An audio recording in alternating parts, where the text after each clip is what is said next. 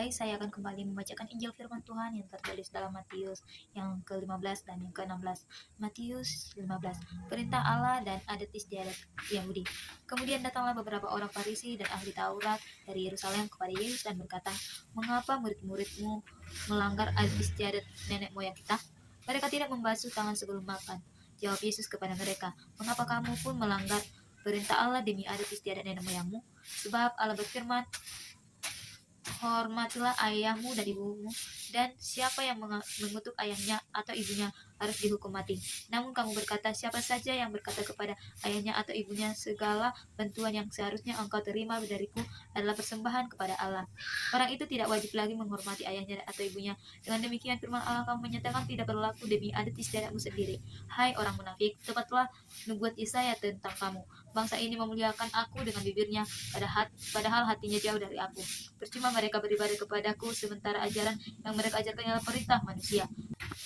Lalu Yesus memanggil orang banyak dan berkata kepada mereka, "Dengar dan pahamilah, bukan yang masuk ke dalam mulut yang menajiskan orang, melainkan yang keluar dari mulut, itulah yang menajiskan orang."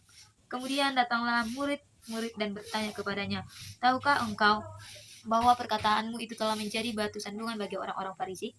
Jawab Yesus, "Setiap tanaman yang tidak ditanam oleh Bapakku yang di surga akan dicabut dengan akar-akarnya. Biarkanlah mereka orang buta yang menuntun orang buta. Jika orang buta menuntun orang buta, keduanya akan jatuh ke dalam lubang." Petrus berkata kepadanya, "Jelaskanlah perumpamaan itu kepada kami." Jawab Yesus, "Apakah kamu juga belum dapat memahaminya? Tidak tahukah kamu bahwa segala sesuatu yang masuk ke dalam mulut turun ke dalam perut lalu dibuang ke jamban? Namun semua yang keluar dari mulut berasal dari hati, dan itulah yang najiskan orang. Sebab dari hati timbul pikiran jahat, pembunuhan, perzinahan, pencabulan, pencurian, kesaksian palsu, dan hujat. Hal-hal itulah yang menajiskan orang. Namun makan dengan tangan yang tidak dibasuh tidak menajiskan orang. Perumpamaan Kanaan yang percaya.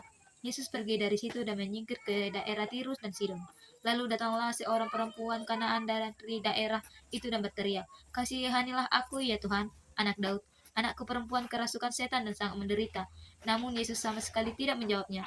Murid-muridnya datang dan meminta kepadanya, "Suruhlah ia pergi karena ia berteriak-teriak dan mengikuti kita." Jawab Yesus, "Aku diutus hanya kepada domba-domba yang hilang dari umat Israel." Tetapi perempuan ini mendekat dan menyembah dia sambil berkata, "Tuhan, tolonglah aku." Jawab Yesus, "Tidak patut mengambil roti yang disediakan bagi anak-anak dan melemparkan kepada anjing." Kata perempuan itu, "Benar Tuhan, namun anjing itu juga makan remah-remah yang jatuh dari meja tuannya." Lalu Yesus berkata kepadanya, "Hai ibu besar imanmu, maka jadilah kepadamu seperti yang kau kehendaki." Seketika itu juga anaknya sembuh. Yesus menyembuhkan banyak orang sakit. Setelah meninggalkan daerah itu, Yesus menyusuri pantai Danau Galilea dan naik ke atas bukit lalu duduk di situ. Orang banyak berbondong-bondong datang kepadanya, membawa orang lumpuh, orang buta, orang timpang, orang bisu, dan banyak lagi yang lalu meletakkan mereka pada kaki Yesus dan ia menyembuhkan mereka. Orang banyak itu pun takjub melihat orang bisu berkata-kata, orang timpang sembuh, orang lumpuh berjalan, orang buta melihat, dan mereka memuliakan orang Allah Israel. Yesus memberi makan 4.000 orang. Yesus memanggil murid-muridnya dan berkata, "Hai, hatiku tergerak oleh belas kasihan kepada orang banyak ini, karena sudah 3 hari mereka bersama aku dan mereka tidak mempunyai makan. Aku tidak mau menyuruh mereka pulang dengan lapar, nanti mereka pingsan di jalan." Kata murid-muridnya kepadanya, "Di mana kita mendapatkan cukup roti tempat terpencil ini untuk mengenyangkan orang sebanyak ini?" Kata Yesus kepada mereka, "Kamu punya berapa roti?" 7, jawab mereka. "Dan berapa ikan kecil?" Ia pun menyuruh orang banyak itu duduk di tanah. Sesudah itu ia mengambil ketujuh roti dan ikan-ikan itu, mengucap syukur, memecah-mecahkan dan memberikannya kepada murid-muridnya. Lalu murid-muridnya memberikannya kepada orang banyak. Mereka semua makan sampai kenyang. Kemudian mereka mengumpulkan potongan-potongan roti yang tersisa sebanyak 7 bakul penuh. Yang makan itu 4.000 laki-laki, belum termasuk perempuan dan anak-anak. Setelah Yesus menyuruh orang banyak itu pulang, ia naik perahu dan pergi ke daerah Magadan. Matius yang ke-16, orang Farisi dan Saduki meminta tanda.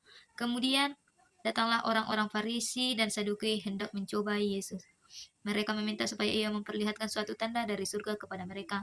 Jawab Yesus, "Pada petang hari kamu berkata hari akan cerah karena langit merah. Dan pada pagi hari kamu berkata hari ini cuaca buruk karena langit merah dan redup.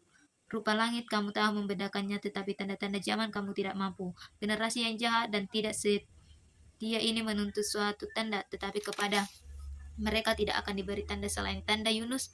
Lalu Yesus meninggalkan mereka dan pergi. Tentang ragi orang Farisi dan Saduki. Pada waktu murid-murid Yesus menyeberang danau, mereka lupa membawa roti. Yesus berkata kepada mereka, hati-hati dan waspadalah terhadap ragi orang Farisi dan Saduki. Mereka memperdebatkannya di antara mereka dan berkata, hal itu dikatakannya karena kita tidak membawa roti. Ketika Yesus mengetahui hal itu, ia berkata, hai orang-orang yang kurang percaya, mengapa kamu memperdebatkan di antara kamu bahwa hal itu kukatakan karena kamu tidak mempunyai roti? Belum jugakah kamu mengerti? Tidakkah kamu ingat lagi akan 5 roti untuk 5.000 orang itu, dan berapa bakul roti kamu kumpulkan kemudian? Atau akan 7 roti untuk 4.000 orang itu, dan berapa bakul kamu kumpulkan? Bagaimana mungkin kamu tidak mengerti bahwa aku berkata-kata kepadamu bukan tentang roti? Waspadalah terhadap ragi orang Farisi dan Saduki. Ketika itu barulah mereka mengerti bahwa ia berbicara bukan supaya mereka waspada terhadap ragi roti, melainkan terhadap Ketika itu barulah mereka mengerti bahwa ia berbicara bukan supaya mereka waspada terhadap ragi roti, melainkan terhadap ajaran orang Farisi dan Saduki. Pengakuan Petrus. Setelah Yesus tiba di daerah Kaisarea Filipi, ia bertanya kepada murid-muridnya, kata orang, siapakah anak manusia itu? Jawab mereka, ada yang mengatakan Yohanes Pembaptis, yang lain mengatakan Elia, dan yang lain mengatakan Yeremia atau salah seorang dari para nabi. Lalu Yesus bertanya kepada mereka, menurut kamu siapakah aku ini? Jawab Simon Petrus, engkau adalah Mesias, anak Allah yang hidup. Kata Yesus kepadanya, berbahagialah engkau Simon anak Yunus, sebab bukan manusia yang menyatakan itu kepadamu, melainkan Bapakku yang di surga. Aku pun berkata kepadamu, engkau adalah Petrus, dan di atas batu karang ini aku akan mendirikan gerejaku, dan alam maut tidak akan menguasainya. Kepadamu aku akan kuberikan kunci kerajaan surga. Apapun yang kau ikat di bumi akan terikat di surga, dan apa pun yang kau lepaskan di bumi akan terlepas di surga. Lalu Yesus memerintah murid-muridnya supaya tidak memberitahukan kepada siapapun bahwa ia Mesias.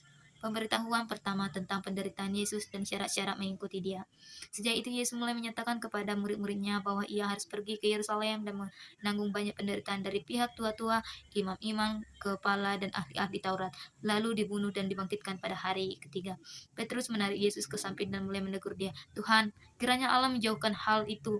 Hal itu sekali-kali tidak akan menimpa engkau. Yesus berpaling dan berkata kepada Petrus, enyahlah iblis, engkau suatu batu sandungan bagiku, sebab engkau bukan memikirkan apa yang dipikirkan Allah, melainkan apa yang dipikirkan manusia.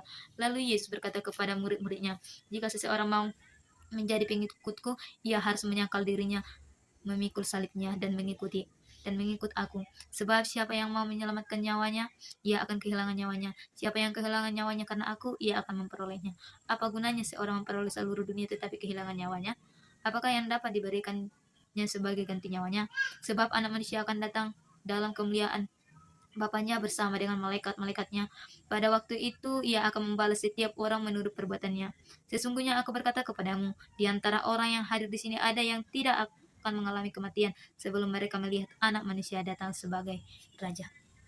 Begitulah Injil firman Tuhan. Terima kasih. Shalom.